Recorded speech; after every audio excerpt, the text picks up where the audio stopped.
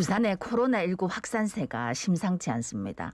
그저께는 31명, 어제는 25명이 신규로 확진 판정을 받았는데 그저께 확진된 분들 중 18명이 가족 간 감염이라네. 가장 가깝게 지내는 가족 간에서 감염이 일어나다 보니 서로를 챙겨주기에도 걱정이 됩니다. 그러고 직장 댄스 동아리에서도 확진자가 나왔는데 결혼식 뷔페를 이용한 것으로 확인되면서 대규모 집단 감염이 일어나는 건 아닌가 걱정이 많은데 오늘도 부산의 코로나19 상황 진단해 보겠습니다. 예, 동아대 감염내과 정동식 교수 전화 연결돼 있습니다. 교수님 안녕하십니까? 안녕하십니까? 예, 안녕하세요. 예. 근데 정말 여기 막아놓으면 저기 터지고 여기 막아놓으면 저기 터진다는 게 사실 네. 지금 식당이고 그리고 집합금지 명령 내려져가지고 뭐 음악실 이런 데는 전혀 집합이 안 되는데 야, 네. 이번에 댄스 동아리가 또 그리고 결혼식까지 가서 결혼식에 축하 공연도 하고 뷔페 식당에서 밥도 먹었단 말이죠. 코로나19 상황 좀 네네. 진단해 주실까요? 지금 뭐 방금 말씀하셨던 그런 직장이나 동아리 모임 그리고 또 가족 어떻게 보면 우리 일상 속에 이 코로나 바이러스가 정말 깊숙이 가까이 들어온 것 같거든요. 그래서 지금 부산 상황은 12월 1일 2단계 이제 강화된 조치가 시작되긴 했는데 대개 이제 그 효과 평가를 하는 게 우리 잠복기가 한 14일 정도 되기 때문에 예. 단계 격상하기 전에 이미 감염된 분들이 대부분 한 10일 전에 대부분 진단이 된다고 가정하면 어떻게 보면 어제하고 이번 주말이 부산 상황을 예측하는데 상당히 도움이 될 것으로 보이거든요. 예, 예. 그래서 말씀하셨다시피 오후 1시 30분 기준으로 부산 확진자 발생이 수요일 날이 33명이고 목요일 날 이제 25명이 확진이 됐는데 예, 예. 오늘 확진자 수가 어떻게 나오느냐가 아마 향후 추세를 예측하는데 도움이 되는데 감소하기가 쉽지 않을 것으로 조금 예상이 됩니다. 네. 아니 근데 이제 이 댄스 동호회 이분들은 결혼식 공연하고 나서 이제 뷔페에서 밥을 먹어가지고 그럼 그때 이용한 모든 사람들이 지금 다 좀 노출돼 있는 거 아닙니까? 위험에? 네네네. 참 이게 쉽지가 않은 부분인데 예. 우리 이전에 이제 초연음악실 확진자들이 그 환경이 지하였잖아요, 그죠? 네. 그렇죠. 지하면 환기가 좀 잘 안 되고 또 마스크를 벗을 수밖에 없는 그런 요건들이 많이 있었고 하다 보니까 예, 예. 그런 상황에서는 공기 중으로 이 바이러스 밀도가 아주 많이 생기게 되고 그리고 2차 감염이 된 분들도 몸 안에 바이러스 밀도가 아주 높다고 볼 수 있거든요. 예, 예. 그래서 2차 감염 그리고 그 다음에 또 N차 감염으로 잘 전파가 되는데 이 춘동아리 이분들도 지하에서 연습을 했고 마스크 쓰기가 힘든 상황들도 좀 있었고 예, 예. 그래서 이분을 통해서 이제 또 N차 감염으로 진행이 되는 건 아닌가 하는 걱정이 좀 되거든요. 예, 예. 특히 이제 그 뷔페 이제 공연하고 식사를 할 수밖에 없으니까 이제 뷔페 식사를 하러 갔을 텐데 이제 마스크를 벗고 이야기하고 그러다 보면 이제 주위에 비말 감염의 위험성이 올라가고요. 네네. 그다음 우리가 뷔페는 또 여러 사람이 또 하나의 음식 집게나 이제 숟가락을 같이 써야 되잖아요. 그렇죠. 그러면 이제 접촉 감염의 우려도 또 있거든요. 그래서 물론 요즘 뷔페는 보니까 비닐 장갑을 맞아요. 마스크 끼고 대부분을 해서 그래요. 예. 그렇게 노력은 하긴 한데 이게 감염 바이러스 밀도가 만약 높을 경우면 안심할 수 없기 때문에 향후 결혼식이나 뷔페 접촉자 중에서 확진자가 얼마나 생기는지 이 부분도 유의 깊게 봐야 될 것 같습니다. 사실 저 초연음악실 관련 확진자가 어제 4명 추가되면서 164명, 예, 100명을 훌쩍 넘어서 164명인데 지금도 계속 이어지고 있거든요. 근데 초연음악실은 어떤 공연을 준비하긴 했지만 그 공연을 시연하진 않았단 말이죠. 근데 이 댄스 팀은 시연도 하고 뷔페 식당에서 밥도 먹었다는 게 사실 정말 걱정이 됩니다, 사실. 그렇죠.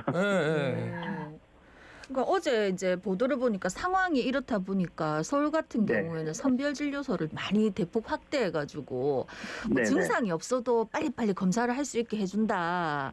이런 얘기가 있던데 부산은 어떻습니까? 부산도 비슷한 조치를 해야 되지 않을까 싶거든요. 그리고 그 말은 무슨 말이냐면 특히 대학가라든지 역이라든지 많은 사람들이 활동하는 분들이거든요. 예. 활동하는 이런 분들은 감염이 돼도 무증상 상태에서 바이러스를 전파시킬 위험이 많이 있죠. 예, 예. 그러니까 서울시 같은 경우는 그런 부분에서 좀 더 적극적으로 조용한 감염을 일으킬 수 있는 이런 무증상 분들도 무료 검사나 또는 핸드폰 번호만 해도 익명으로도 검사까지 해서 네. 예, 예. 빠른 시일에 이렇게 수면 아래로 숨어 있게 되는 그런 무증상 감염자, 조용한 감염을 빨리 확인하려고 하는데 네. 지금 부산도 저는 제가 봐서는 필요한 부분에서 이런 부분으로 적극적으로 조치를 해야 될 거라고 생각이 듭니다. 예, 예. 아 근데 이제 연말이라서 자꾸 네. 이렇게 뭐가 모임이 만들어져요. 저도 이렇게 모임이 네네. 있단 말이죠. 그러면은 이게 모임을 이제 단톡에 뿌려요. 예, 그러면 예. 사람들이 다 아, 그날 모여야지 해놓고 이제 한두 사람씩 좀 걱정이 되는 거죠. 네. 다가오면 다가올수록. 그래서 이제 회장이 아이고 안 되겠습니다. 다음으로 연기하겠습니다. 이래가지고 이런 게 벌써 네. 한 10대 번 되는 것 같아요. 그런데 예. 그래도 이제 모이는 분들이 간혹 있단 말이죠. 그렇죠. 예, 근데 예. 지금 상황에서는 워낙 우리 주위 가까이에 퍼져 있기 때문에 예, 예. 그래서 저희 병원의 직원들 같은 경우도 이제 모임이나 연말 모임이나 이런 부분들을 회식이나 이걸 다 취소를 했거든요. 네. 예, 예. 그래서 심지어는 가족 간의 모임이 있죠. 가족 간, 친척 간의 모임도 네. 지금 계속 그런 사례들이 보고되고 있기 때문에 제발 이번 연말은 좀 이게 모임이나 회식을 예. 취소를 해주셔야지. 지금은 차단 방법은 정말 이런 사회적 거리두기를 적극적으로 하지 않으면 예, 예. 집단 감염의 고리가 끊어지기가 정말 힘듭니다. 네. 그리고 저 한 가지 또 걱정이 되는 게 그 동구의 한 단란주점이 아, 예. 네. 예, 또 확진자가 나왔단 말이에요. 거기서 일하시는 분들이. 그런데 날짜가 11월 21일부터 예. 예요. 그러면 지금 벌써 뭐 며칠이에요? 12월 10일인데 한 20일 넘게 지금 예. 이 사람들이 이제 접촉자 확진자를 이제 확진이 나왔으니까 찾아야 된단 예. 말이죠. 이건 어떻게 합니까, 이거는 또? 그 부분은 조금 보통은 우리가 이제 무증상 감염자가 확진되는 경우는 예. 그 바이러스 수치가 아주 높은 우리가 CT 값이라고 있는데 그런 수치가 아주 낮아서 바이러스가 아주 높을 것으로 예상이 되는 경우는 우리가 이제 한 주, 2주 전에 검사를 하게 되는데 그런 분들은 아마 역학적인 노출 고리가 그 뒤에도 있을 수도 있기 때문에 아마 역학조사 하시는 방역 당국에서 아마 그 부분들을 검토해서 조사를 할 걸로 봅니다. 네. 아, 그리고 저는 또 하나 걱정이 어제 네. 또 뉴스를 보니까 네. 아무래도 실내보다는 실외가 네. 좀 더 낫다 이런 사고 방식이 있어서 그런지 스키장에 사람들이 너무 많이 가가지고 이거 리프트 네네네. 타려고 줄을 따닥따닥 서 있던데 마스크를 그렇죠. 쓰긴 했지만 괜찮을까요? 근데 이제 스키장 밖에 공간은 괜찮을 수 있는데 스키장 간 분들이 계속 밖에만 있을 수는 없잖아요. 예. 그렇죠. 그러면 그 실내에 뭐 카페에 들어갈 수도 있는 거고 따뜻한 공간에 들어갈 수가 있는 상황이 되니까 그러면 많은 사람들이 있으면 결국 그 사람들이 실내의 공간에서는 밑짐대 환경에 노출될 수밖에 없는 거죠. 네. 화장실. 아. 그래서 위험한 부분인 거죠. 커피는 뭐 어쨌든 카페는 다 네. 그러니까 스키장 거기는 지자체 차원에서 이제 뭐 2단계 뭐 이렇게 하기 때문에 네네. 오히려 좀 한적한 강원도나 아니면 뭐 저기 무주 이렇게 산골이라서 네. 거기는 카페 영업을 뭐 테이크아웃만 해라 이런 게 아니니까 뭐 네. 따닥따닥 앉아가지고 다 저 스키 타고 커피 한 잔씩 마시고 거기서 또 감염이 일어나지 않을까 그런 분들이 좀 걱정이 되네요. 그렇습니다. 맞습니다. 네, 예. 네. 네. 아니 그리고 사실은 이제 저희가 코로나19 올 1년 내내 얘기하면서 방심은 네. 절대 하면 안 되지만 또 지나친 공포도 가지면 안 된다 이야기는 늘 하거든요. 네네. 그런데 방역당국 발표를 보니까 지금 3차 대유행이 앞선 2번보다 훨씬 큰 규모로 장기화될 것 같다 이런 얘기를 하더라고요. 네, 맞습니다. 보통 우리가 그 전에 유행은 한두 달이면 어느 정도 잡혔는데 이번에는 아마 내년 한 2, 3월까지도 더 넘게 진행이 될 것 같거든요. 그 이유가 딱 보면요. 이 계절적인 요인도 정말 무시할 수 없는 상황인데 물론 올해 초에 이제 2, 3월 겨울이었을 때는 대구 경북하고 부산 같은 경우도 우리 종교기관하고 이제 요양병원 중심으로 생겨서 예. 이제 거기 집중할 수 있었고 대구 경북도 사실은 많은 분들이 거의 이동을 안 했고 맞아요. 부산 분들도 많이 놀래가지고 거의 이동이 없었는데 지금은 국민들도 많이 이제 지치기도 하고 그리고 주위에 정말 한 곳이 아니라 여러 곳에 생활 가운데서 다 퍼져 있고 예. 그런데 이제 겨울철 바이러스가 아주 생존력이 높고 전파력이 최고조에 달한 시점이기 때문에 야 이게 정말 쉽게 이렇게 차단되기가 쉽지 않다라고 보고 있는 것 같습니다. 그래서 서울 수도권은 지금 의료 시스템 붕괴 목전에 와 있거든요. 부산도 참 안심할 수 없는 상황이라서 많이 걱정이 좀 됩니다. 그런 그 뉴스를 전달하는 분들도 있어요. 야 걸려도 아무렇지도 않더라. 무증상이 대부분이라더라.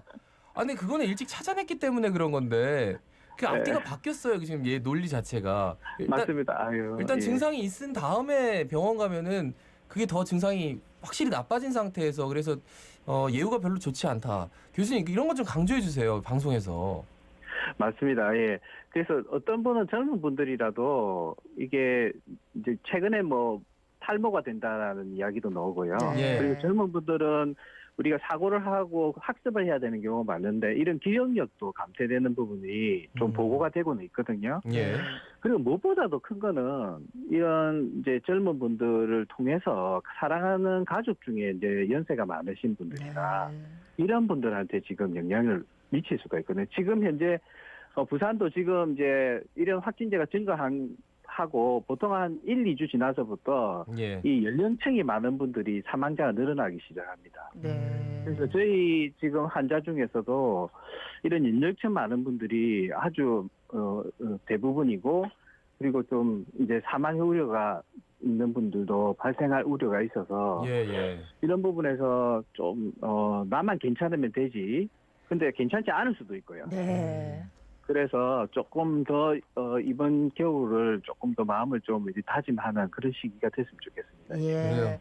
또 상황이 이런 만큼 더더욱 백신을 좀 기대할 수밖에 없는데 뭐 부작용도 있다 이런 얘기도 나오고 뭐 승인이 늦어진다 뭐 이런 얘기도 있던데 어떻게 보면 될까요?